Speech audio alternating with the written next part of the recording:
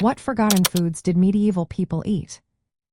Imagine a time when your dinner plate might have held foods you have never even heard of today.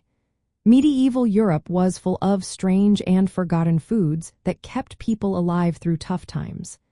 These foods tell us a lot about daily life, social classes, and survival strategies of the past. Back then, farmers grew vegetables that are mostly gone from our tables now. Salsify was a popular root vegetable with a long, thin shape and a slightly nutty flavor. It could be stored 4 months without refrigeration, making it a vital winter food. Turnips were another staple, hardy and easy to grow in poor soil. They provided essential vitamins and fiber, helping peasants survive famines and cold seasons. Other forgotten vegetables included various greens and roots that modern farming often overlooks or replaces with more common crops. Fruits were also quite different. The medlar was a small brown fruit that looked like a tiny apple. It was inedible when fresh because it was hard and bitter. But after a process called bledding, which meant letting it soften and rot slightly, it became sweet and tasty. Medieval cooks used medlars in pies, jellies, and even wines. These fruits added variety to diets that otherwise relied heavily on grains and vegetables.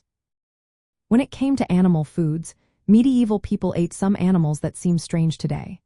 Frogs, snails, and slugs were common, especially during fasting periods when eating meat was restricted by the church. Snails were not considered meat, so they could be eaten on Fridays and during Lent. They were often boiled in vinegar and herbs to improve their taste. Sometimes, people even ate porpoise meat, especially among the nobility, often from animals washed ashore and preserved by salting. Dairy was very important, but fresh milk was hard to keep from spoiling. Instead, cheese became a main source of animal protein for many. Cheeses like Parmesan, Brie, and Edam were well known in medieval times.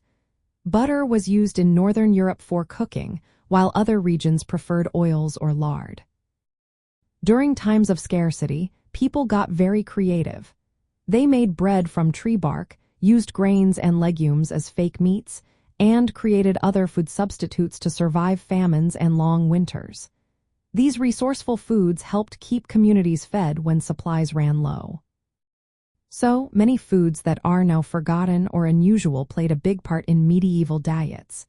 They were shaped by what was available, religious rules, and the need to store food for tough times.